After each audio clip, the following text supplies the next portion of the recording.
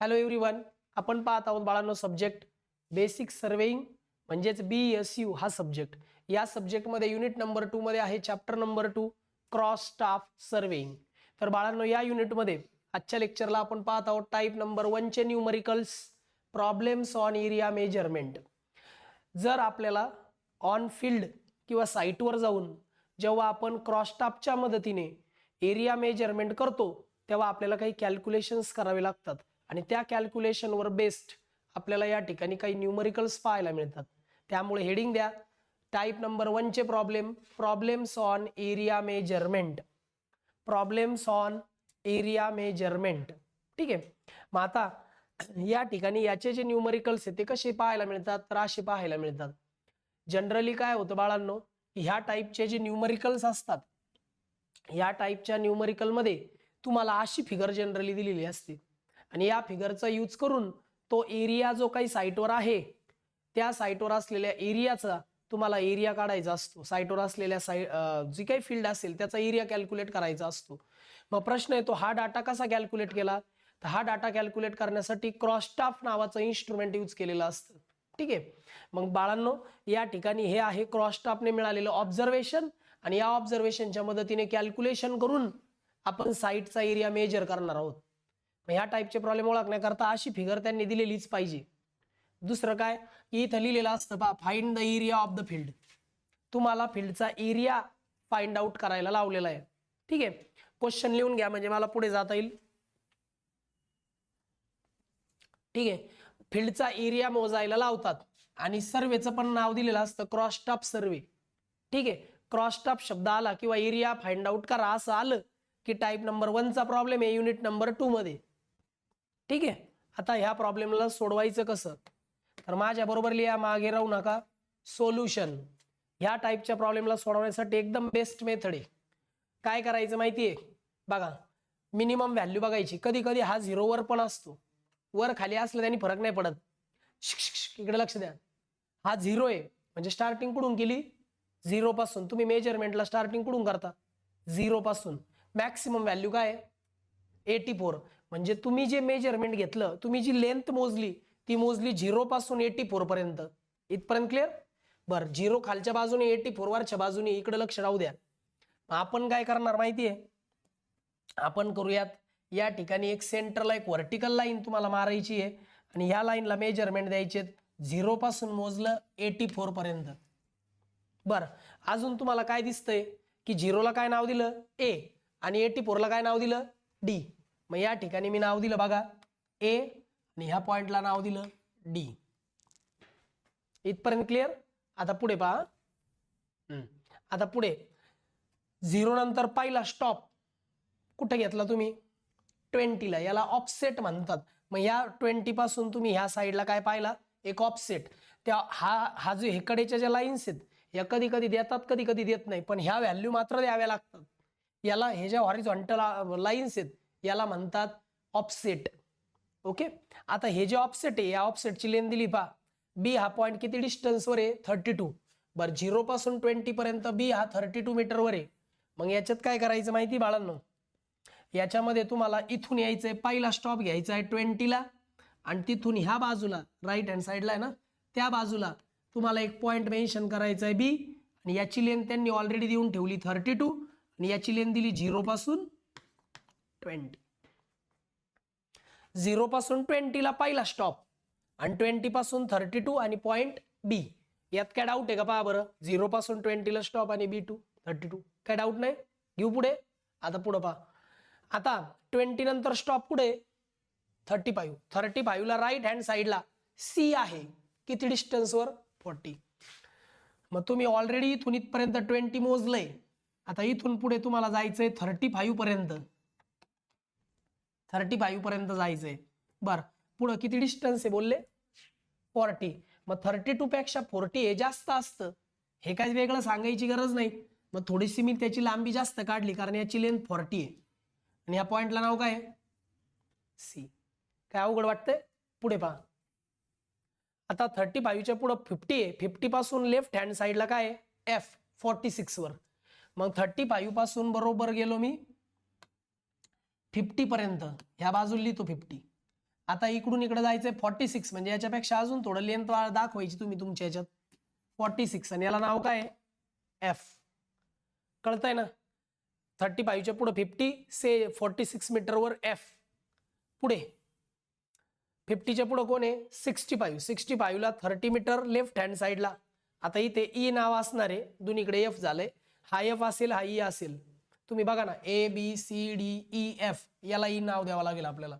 ठीक आहे, असं समजू हा ई आहे. मग 30 वर कोण आहे ई, 65 वर. मग ह्या दोघांच्या मध्ये कुठंतरी या भागामध्ये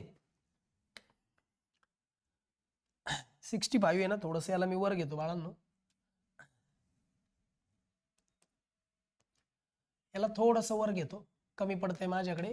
84 ला डी आणि मग इथून पुढे इथे कुठेतरी येतो 65 आणि तिथून पुढे हा 30 आणि याला नाव देतो ई. सगळे पॉइंट कव्हर केले का पहा बरं. हे सगळे मधले डिस्टन्स कव्हर झाले, कडेचे 4 झाले. ओके, आता या फिगरचा यूज संपला. ओके, आता काय करायचं, अशी फिगर काहीतरी तयार झाली आपली. साईटवर हे डिस्टन्स तुम्ही मोजलंय. ही जी व्हर्टिकल लाईन आहे ना, या व्हर्टिकल लाईनला म्हणतात चेनेज, म्हणजे चेनने मोजलेलं डिस्टन्स. चेनेज असं नाही की त्याला चेनच वापरली पाहिजे, टेपने पण मोजता येतं. टेपने जरी डिस्टन्स मोजलं तरी त्याला आपण इंजिनिअरिंग लँग्वेजमध्ये चेनेज असं म्हणतो. ठीक आहे, आता याला मी कनेक्ट करणार आहे बाळांनो, थोडं लक्ष द्या. हे बघा, इथून आहे ना फक्त हे पॉइंट जोडत चालायचे असे. मी काहीच नाही करत आहे, फक्त पॉइंट कनेक्ट करतोय. तर तुम्हाला ह्या शेपमध्ये एक फिगर मिळते, ती फिगर अशी आहे. म्हणजे तो जो एरिया मोजला जाणार तो हा आहे. मला सांगा, ही डायग्राम काढायला काय डाऊट आहे का? काय डाऊट आहे का? समजलं?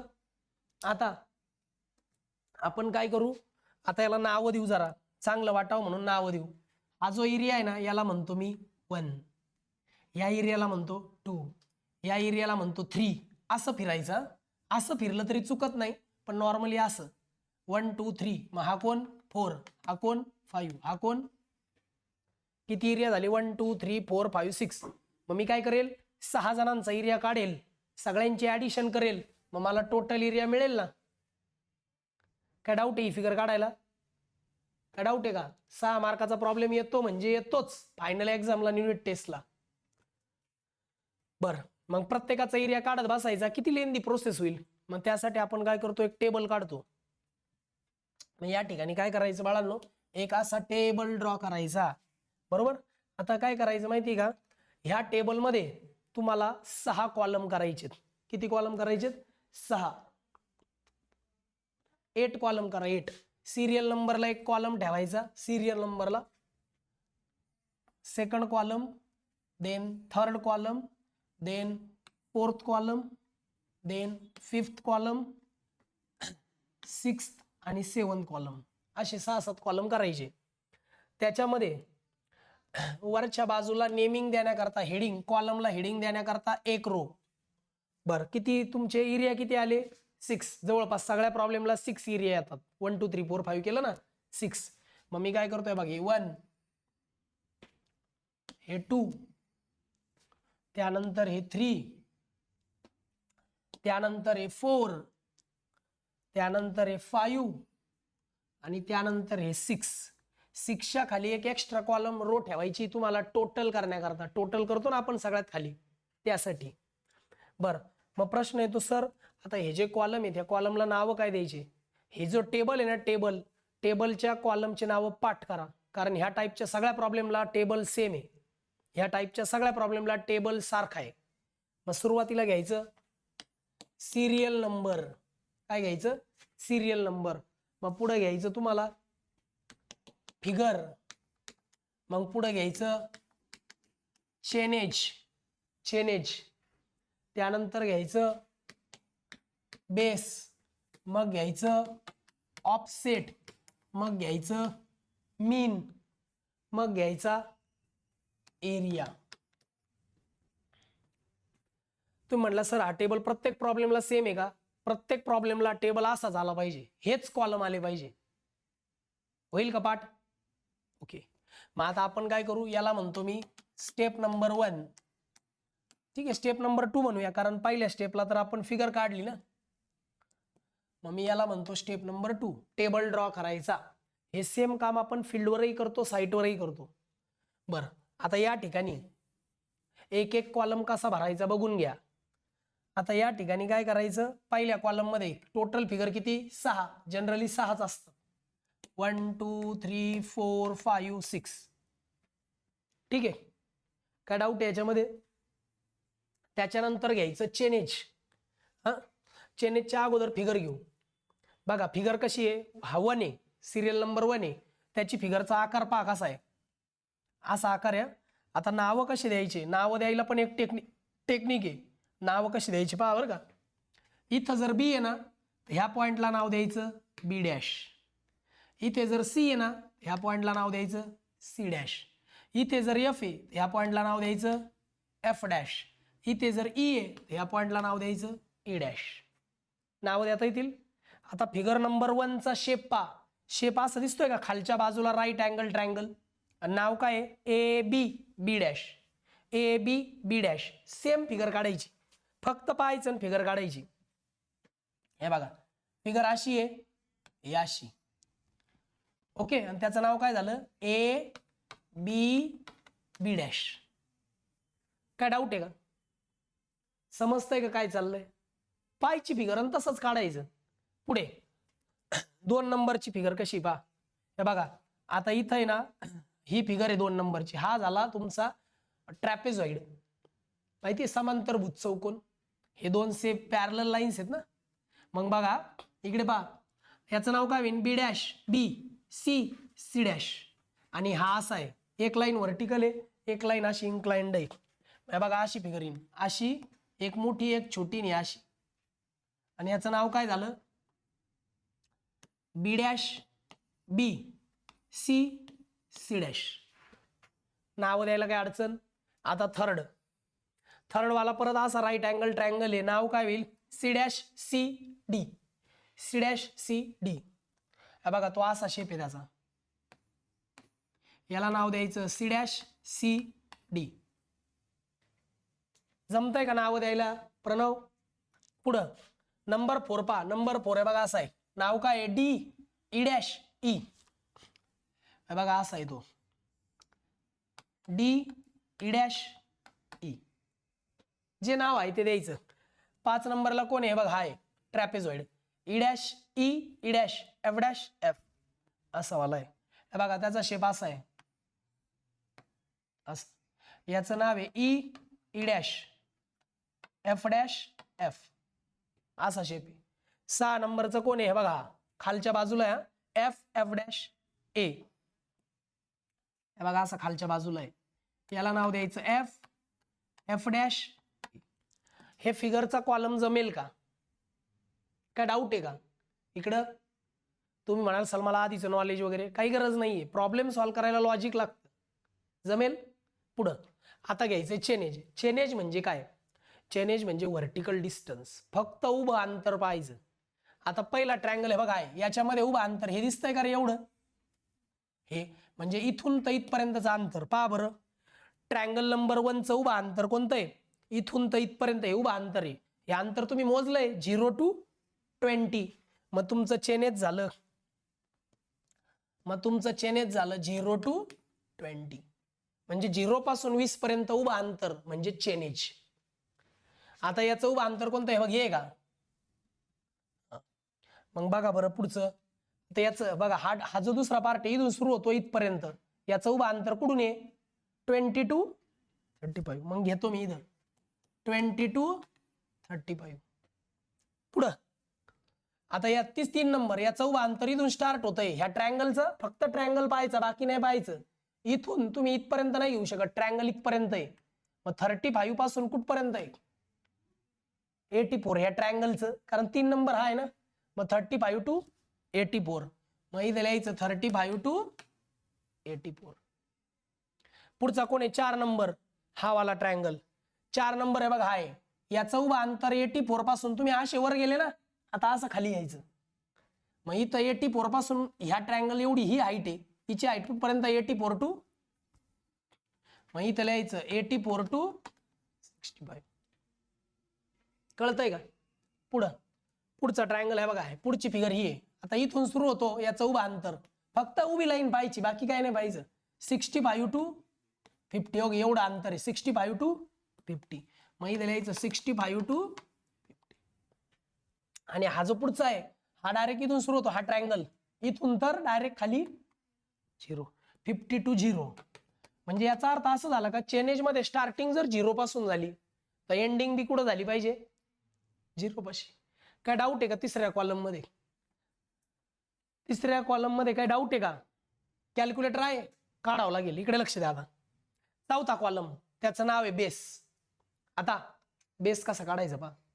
हे जे 2 नंबर आहे का, ह्या 2 नंबर मध्ये जी मोठी संख्या आहे बिगर नंबर, त्यातून छोटी संख्या म्हणजे स्मॉलर नंबर वजा करायचा. 20 - 0 20, 35 - 20 84 - 35, 84 - 35 49, 84 - 65 19, 65 - 50 15, 50 - 0. मला सांगा यांची वजाबाकी करायला काय अवघड आहे? तुम्ही म्हणाल सर मोठ्या व्हॅल्यूतून छोटी, हो, दरवेळेस मोठ्या व्हॅल्यूतून छोटी व्हॅल्यू सबट्रॅक्ट करायची, चौथा कॉलम तयार. आता मी तुम्हाला 5वा कॉलम शिकवणार आहे. प्रत्येक टाईपच्या ह्या टाईपच्या प्रॉब्लेमला सेम असंच करायचं, काही लॉजिक वगैरे काही टेन्शन घ्यायचं नाही, लॉजिक बसलं की जमलं. आता पुढे घ्यायचं ऑफसेट. आता ऑफसेट म्हणजे काय? ऑफसेट म्हणजे हे डिस्टन्स दिसतं का, याला म्हणतात ऑफसेट. हे आडवे अंतर. उभं अंतर म्हणलं की चेन एज आणि ऑफसेट म्हणलं की आडवा अंतर. ठीक आहे. आता बघा आडवा अंतर हे बघा लाईन पासून लांब गेलं का डिस्टन्स मोजायला सुरुवात. पहिलं कुठून सुरू झालं? लाईन पासून 0. कुठं गेलं डिस्टन्स पहा बरं. इथपर्यंत डिस्टन्स किती आहे? 0 पासून कुठे गेलं? 32. मग इथं लिहायचं 0 to 32. आता दुसरं बघा, आता इथपर्यंत आलो बरं का मी. आता इथून कुठे गेलं? इथपर्यंत. इथपर्यंत काय होतं? 32. आता इथपर्यंत किती झालं? हे पाहायचं, हे कडेचं. मी त्यासाठी वेगवेगळा कलर दिलाय रे.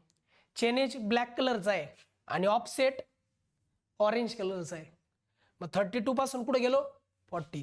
मग इथं लिहायचं 32 to 40. पुढं आता इथून परत कुठं आलो? लाईनवर. पण इथं लाईनवर आल्यावर काय घ्यायचं? 0. लाईन पासून लांब गेलं तर डिस्टन्स, लाईनवर आलं 0, कारण ऑफसेट लाईन पासून लांब असतो. मग आता 40 पासून कुठं आलो? परत लाईनवर. लाईनवर म्हणजे 0. मग किती? 42 0. आता परत लाईन पासून परत लांब आलो इथपर्यंत. इथून तर इतकं किती डिस्टन्स होत आहे? 30. म्हणजे परत 0 to 30. त्यानंतर परत पुढं 30 पासून इथपर्यंत आलो. हे डिस्टन्स किती आहे? म्हणजे 30 to 46. परत 46 वरून कुठं गेलो? परत लाईनवर गेलो. लाईनवर म्हणजे काय? 0. लाईनवर आलो म्हणजे 0. आणि हे किती होतं? 46 to 0. मग इथं घ्यायचं. एक राहिलं का मध्ये? 30 to 46 घेतलं का?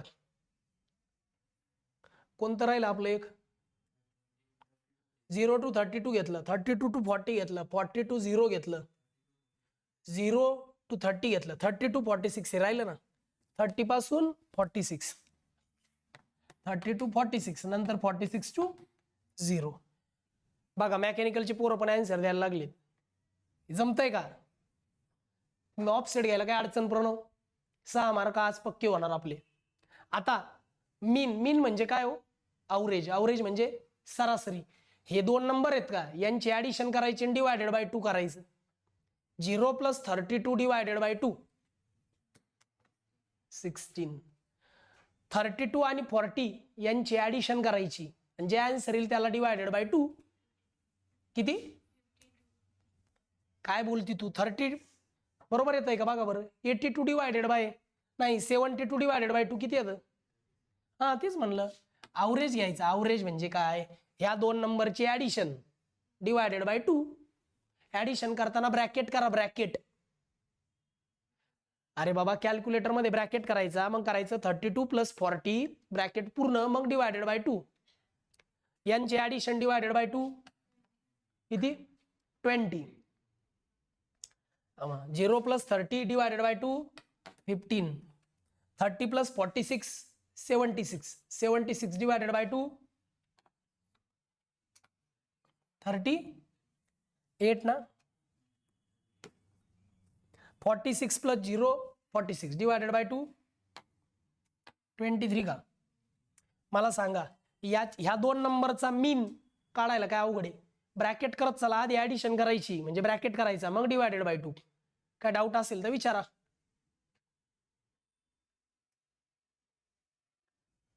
ओके, आता काय करायचं, शेवटचा कॉलम एवढा भरला की आन्सर आलं, 6 मार्क पक्के. आता इथं खाली लिहायचं रिमार्क. रिमार्कचा फॉर्म्युला, रिमार्क मध्ये लिहायचा फॉर्म्युला, एरियाचा फॉर्म्युला काय माहितीये, बेस मल्टिप्लाय बाय मीन. काय फॉर्म्युला एरियाचा, बेस मल्टिप्लाय बाय मीन. हे बघा, हा बेस आणि हा मीन, ह्या 2 कॉलमचा गुणाकार, ह्या कॉलमचा आणि ह्या कॉलमचा गुणाकार म्हणजे एरिया. कॅल्क्युलेटर आहे, करा. 20 मल्टिप्लाइड बाय 16, 20 गुणिले 16 किती येतं, 20 गुणिले 16 320. 15 मल्टिप्लाय बाय 36, वा 540. 49 मल्टिप्लाय बाय 20 980. त्याच्यानंतर 19 multiply by 15 285. 15 multiply by 38 570. 50 multiply by 23 50 multiply by 23 1150. हा झाला प्रत्येक फिगरचा एरिया. आपल्याला तर टोटल फिगरचा एरिया पाहिजे ना, या सगळ्यांची ऍडिशन करा, टोटल एरिया भेटत असतो. मग इथं लिहायचं टोटल, या सगळ्यांची ऍडिशन केल्यावर जो एरिया येईल तो येणार मीटर स्क्वेअर मध्ये, आणि हीच व्हॅल्यू आपल्याला पाहिजे, याच्याकरता एवढं केलं. या लिहून चला पटपट, आणि मला त्या सगळ्यांची ऍडिशन सांगा.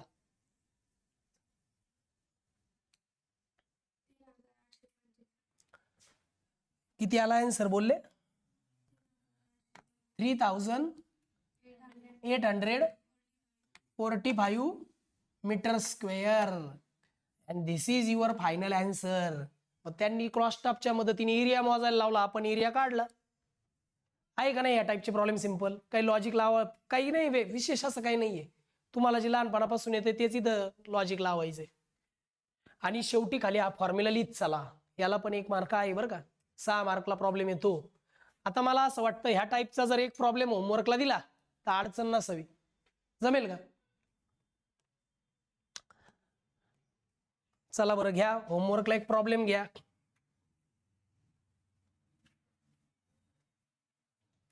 हे बघा, हा प्रॉब्लेम होमवर्कला घ्या. सिमिलर प्रॉब्लेम आहे, काहीच बदल नाही, सेम तसंच करायचंय. तर बाळांनो, आज आपण इथे थांबतोय. नेक्स्ट लेक्चरला नेक्स्ट प्रॉब्लेम्स, नेक्स्ट टॉपिक पाहूयात. Okay, bye students.